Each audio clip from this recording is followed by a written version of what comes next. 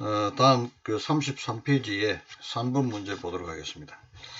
자, 대전광역시 유성구 의회는 임시위에서 대전광역시 유성구 국시비 보조금 신청 절차에 관한 조례안을 의결해서 유성구청장에게 이송했다.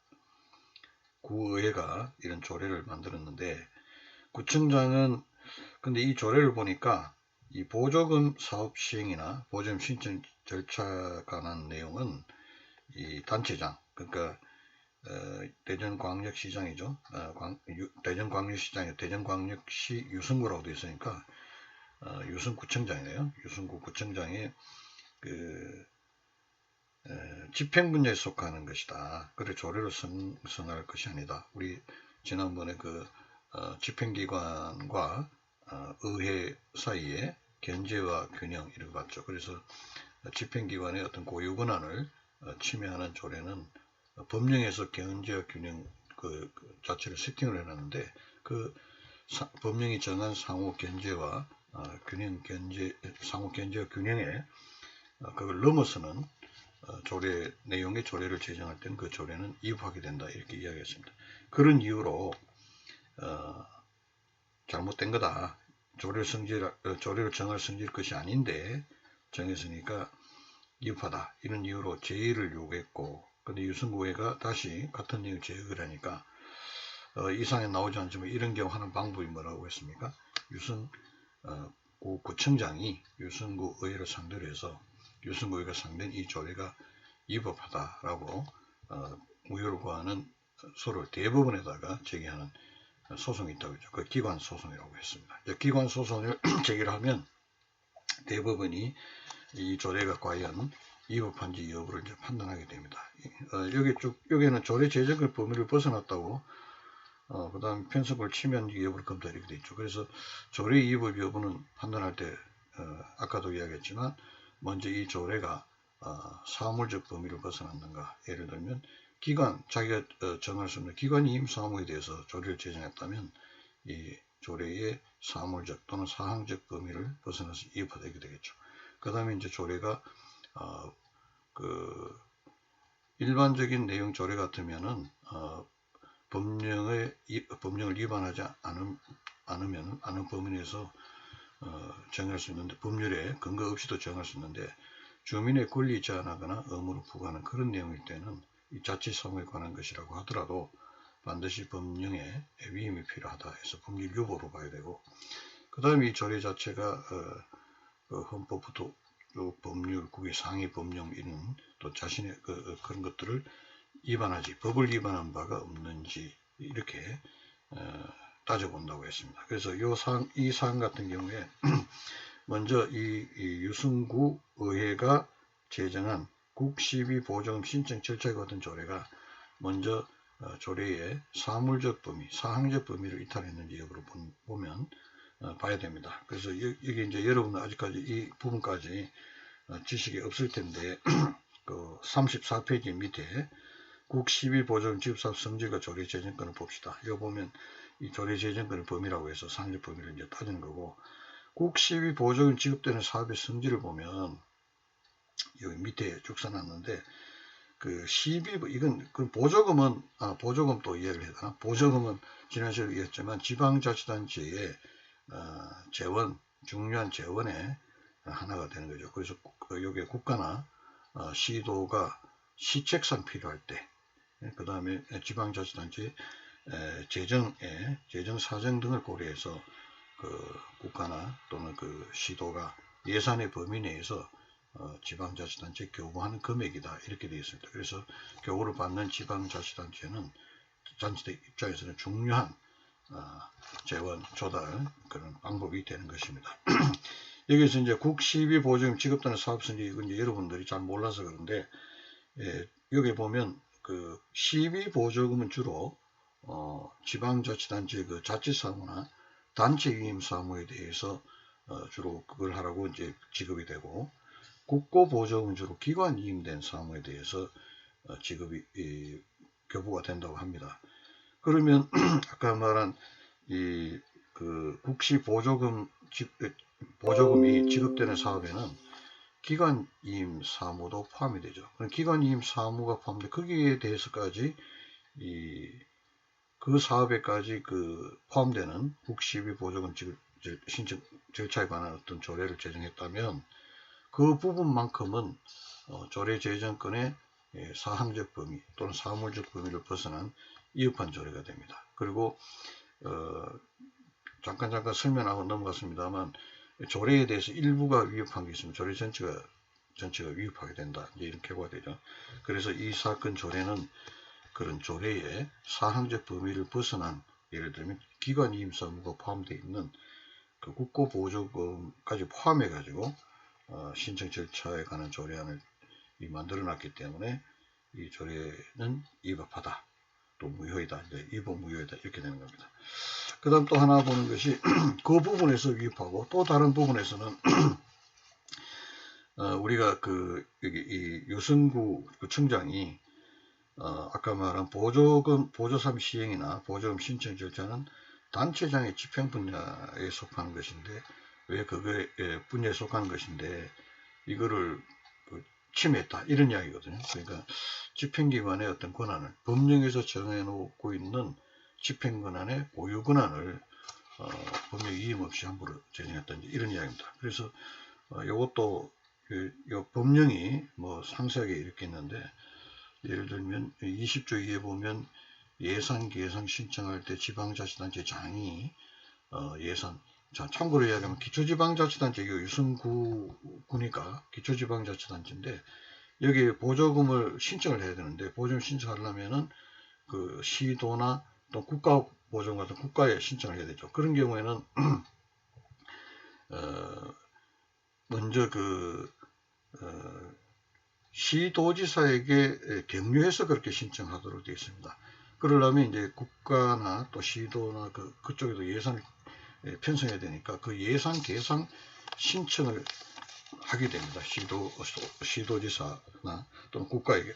자, 그런 의미에서 예산 계상 신청권이 나오는데 이 권한이 이제 뭐냐면은 우리가 지난번에 예산에 관한 권한 할 때 예산의 어떤 편성과 집행에 관한 권한은 지방자치단체 집행기관 장에게 있고 그 의회는 그 지방의회는 그 편성된 예산에 대해서 심의하고 확정하는 권한이 있다 했습니다. 이렇게 지방자치법에서 딱 이렇게 분리를 해서 견제와 균형을 이루고 있는데 여기에 보면 저게 2조, 3조, 4조, 5조 되는데 예산 계상을 신청할 때 뭐 금액 얼마 4조 같은 경우 예를 들면 2조에 사업계획서를 작성해야 되고 4조에 보면은 국시비 보조사업주 총사업비가 2억 원 이상인 신규사업에는 사전에 의회의 의결을 받은 후에 신청하라 라고 되어 있거든요. 이거는 유승구 청장 그 집행기관의 예산 편성권 여기는 예산 계상 신청하는 것인데 예산 계상 신청권은 예산 편성 안에 들어가는 내용이니까 그 예산 신청권을 법령에 딱 이렇게 분리를 해서 견제 균형 갖추도록 했는데 여기에 느닷없이 고유 권한인데 사전에 의결을 받아서 신청하라고 되어 있으니 이거는 법에 없는 견제 장치를 만든 거죠. 그래서 위법하다. 이 조례는 그러니까 지방자치법을 법령을 위반한 위법한 조례다. 이렇게 됩니다. 그 앞부분에 국고보조금이 포함된 국고보조금은 기관이임사무가 포함되어 있는데 기관이임사무가 포함되어 있는 국고보조금까지 포함해서 보조금 신청 절차에 관한 조례를 만들었다는 점에서는 조례의 사항적 범위를 위반한 조례이기 때문에 위법하다 이렇게 되고 그 다음에 여기 이제 지방자치단체장인 유승구청장의 예산 계상 신청권 예산 편성권입니다. 그거를 침해 그거는 지방자치법에서 정해놓고 있는 거니까 지방자치 법령을 위반한 위법한 조례다. 법령 위반의 조례다. 이렇게 이제 판단을 하는 거고요. 그 다음에 4번 봅시다. 문제가 많네요. 이거는 서울시의회는 정기회 본회의에서 서울특별시 의회에서의 정원 감정에 관한 조례안을 의결해서 서울특별시장에 이송했다. 서울특별시장은 내무장관 지시에 따라 지방자치법 이게 조례안이 헌법과 지방자치법을 위반한다는 이유로 제어를 요구했고 서울시의회는 본회의에서 당초 원안과 동일하게 재결했다. 재결된 조례 내용 중 문제되는 조문은 다음 같다. 결국 이 사안 같은 경우는 이제 서울특별시 의회에서 정은 감정에 관한 조례에 위법 여부를 묻는 겁니다. 즉, 근데 요 조례 6조에 보면 뭐 행정사무감사나 조사를 위한 위원회는 정인이 정당한 이유로 출석하지 않을 때는 그 의결에 해당 정인에 대하여 지정하는 장소까지 동행할 것을 명할 수 있고, 이 동행명령하면은 의장의 동행명령장을 발부한다. 지방의회 의장의 동행명령장에 의해 가지고 정인을 지정하는 장소까지 동행할 것을 명령해서 동행명령장을 발부한다는 겁니다. 의장이. 그 다음에 정당한 이유 없이 출석하지 않은 정인이나 이제 이럴 때는 3월 이하의 징역이나 벌금에 처한다 라는 이런 조례입니다. 여러분 딱 보더라도 이 조례 자체에는 문제가 있다라고 생각되죠. 그래서 조례의 이부적으로 볼 때 여러분 또다시 사물적, 상황적 범위에 들어있는가 법률 유보 보고해 봅니다. 우선 이제 서울시 정감정의 조례 자체는 행정사무나 감사 조사를 위한 위원회 이렇게 해서 이게 나오는 내용이니까 행정사무감사조사는 당연히 이제 지방자치단체에 지방의회가 가지는 지방자치단체장을 견제하는 고유 권한이기 때문에 여기에 대해서 이 부분은 사물적 범위를 벗어난 것은 없다 이렇게 됩니다. 그런데 그리고 그 다음에 이제 법률 유보를 면에 보면 이 사안 같은 경우는 정인으로 출석을 안 하면 동행명령장을 한다는 주민의 권리를 제한한다. 의무로 부과하는 거고, 뒤에도 또 12조에 보면 허위 정언하거나 허위 진술했을 때 3월에 징역이나 벌금에 처한다는 것들도 이것도 주민의 권리 제한 의무 부과하는 내용이죠. 그러니까 이런 조례를 제정할 때는 반드시 법령에 의한 위임이 있어야 되겠다라고 보는 겁니다. 그러면 이제 그 뒷부분 밑에 법률 지방자치법에 쭉 이렇게 20조, 36조 이렇게 해서 지방자치법이 나오고 지방자치법 20조, 36 거쳐서 지방자치법 시행령에 보면 자 36조 봅시다.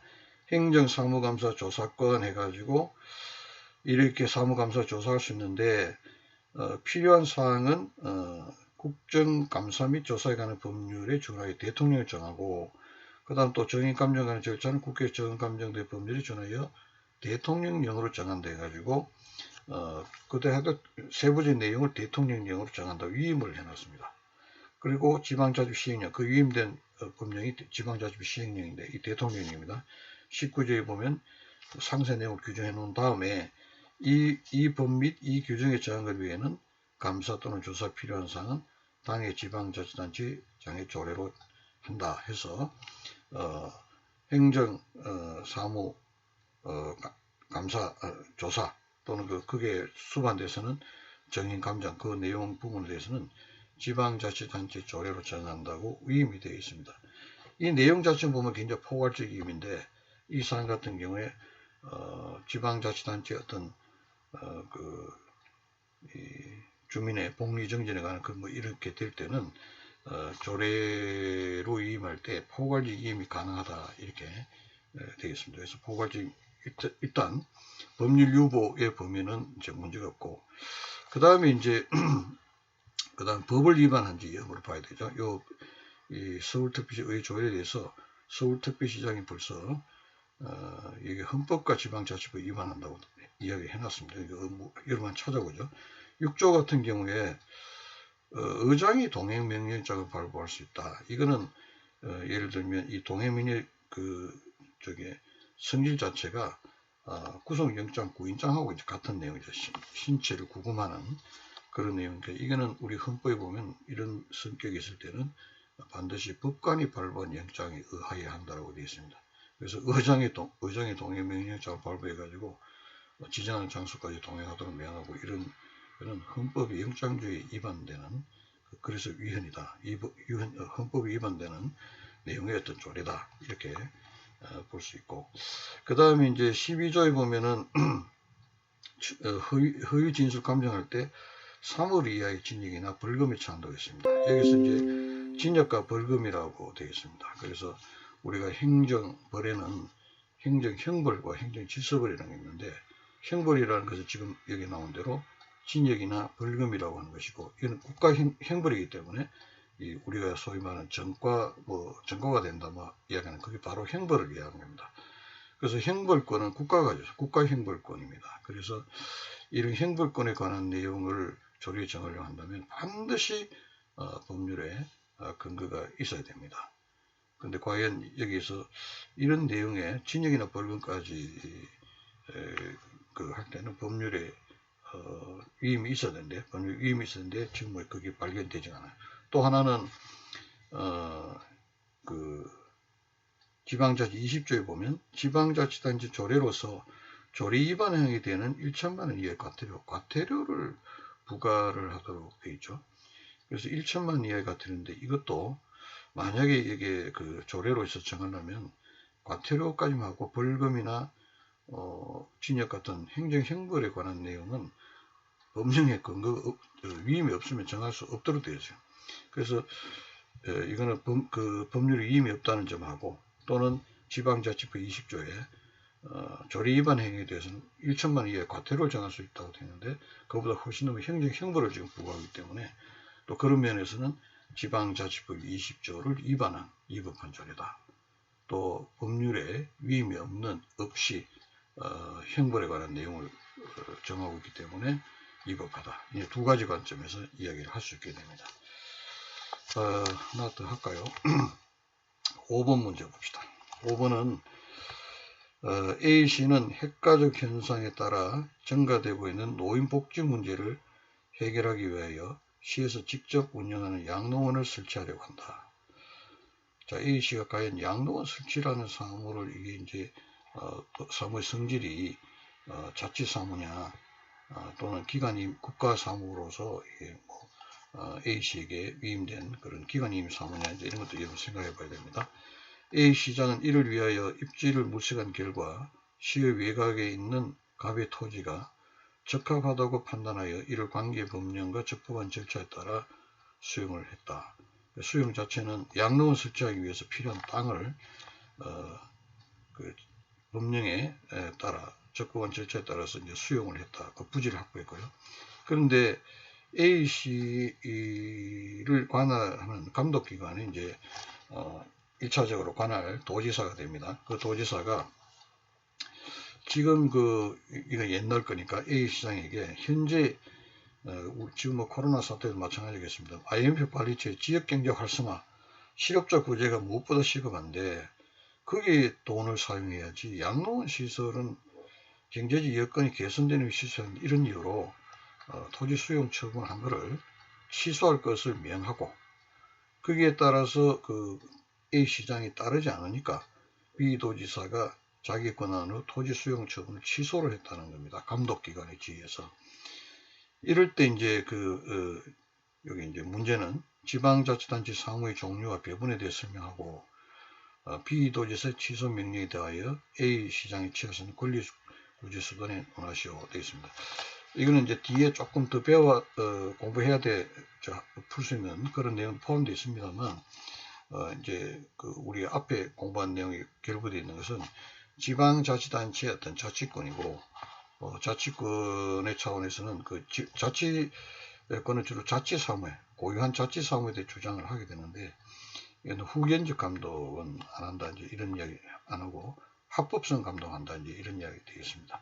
그래서 여기 이제 우선, 그러려면 이게 이제, 이 양로원 설치와 관련된 사무가, 지방자치단체의 어떤 고유한 자치사무냐, 아니면은 기관 위임된 사무냐, 또 단체 위임된 사무냐, 이걸 봐야 됩니다. 그래서 양로원 설치 같은 것은 우리 여러분 법전을 쭉 보면 지방자치법 9조 2항 이어보면 주민의 복리 정진에 관한 사무로서 양로원 설치라는 이런 게 다 규정되어 있습니다. 그래서 이거는 지방자치단체 A시의 이 사안에서 기초지방자치단체인데, 기초지방자치단체의 이 자치사무에 관한 것이다. 자치사무에 관한 것이다. 이렇게 이 사무 배분 종류는 지난 시간에 이야기했으니까 여러분 이해하스를 보고 그렇게 해가지고 이 사무는 자치사무다. 자, 자치사무에 대해서 감독기관이 이게 이제 뒤에 나오는데 169조 1항이 그렇습니다. 지방자치단체가 한번 볼까요? 지방자치법 169조. 아마 다음 주에 공부할 그 내용에 나올 텐데, 지방자치단체의 사무에 관한 그 장의 명령이나 지방자치 사무 이렇게 나오면 뒤에 나올 거지만 그대로 한번 설명할게요. 지방자치단체 사무는 뭡니까? 고유한 자치사무와 단체임사무다. 거기에 대해서 그 장의 명령이나 처분이 법령에 위반되거나 현저히 부당하여 공익을 해친다고 인정되면 시도에 대해서는 주무장관이, 시군 및 자치구에 대해서는 시도지사가 기간을 정해서 서면으로 시정을 명하고 그 기간 내에 이를 행하지 않으면 취소하거나 정지할 수 있다라고 되어 있어요. 그래놓고 이 경우에 자치사무에 관한 명령이나 처분에 대해서는 법령에 위반하는 것이어야 된다라고 되어 있어요. 그래서 여기에 대해서는 우선 이게 A시라고 되어 있으니까 감독기관이 시도지사가 됩니다. 그래서 관할도지사가 지금 상황에서는 양로원 설치할 게 아니다라고 해서 그 양로원 설치를 위해서 지금 토지 소유했는데 그거를 취소를 하라고 지금 그것이 법령에 위반됐다, 또 현저히 부당하다. 이 사안도 법령 위반한 점은 없고 IM법 체제에서 이게 지역경제 활성화가 또 실업자 구제가 우선인데 왜 돈을 그쪽으로 쓰느냐는 거죠. 그래서 법령 위반됐다기보다는 현저히 부당하다, 공익을 해친다, 이런 차원에서 그 토지 수용을 취소를 하라라고 서면으로 시정 명령을 하고 거기에 따르지 않을까 취소 토지 수용 자체를 토지 수용 처분 자체를 감독기관이 직접 취소했다. 이는 169조 1항에 의해서 이제 그렇게 했다는 겁니다. 그런데 이게 그러면 과연 시도지사의 공익에 저할 때는 시정하라고 그건 할 수 있어요.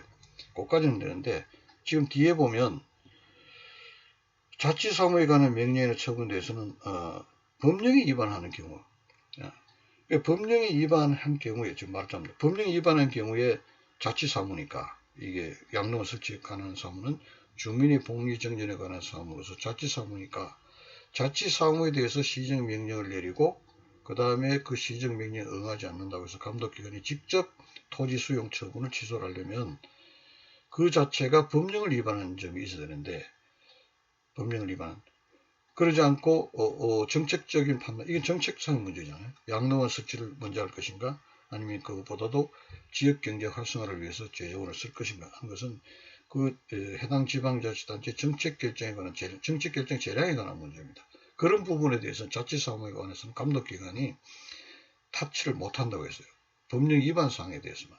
그래서 비도지사가 토지 수용 처분을 한 거는 이 부분은 위법합니다.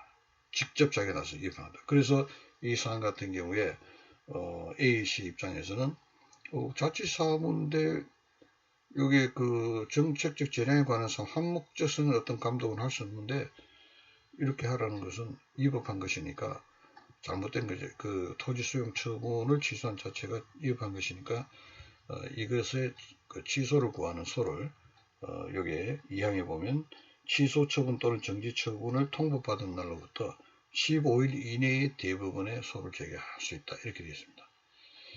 이렇게 해서 요 권리구제수단은 169조 2항에 의한 대법원의 제소 이렇게 되는 거죠.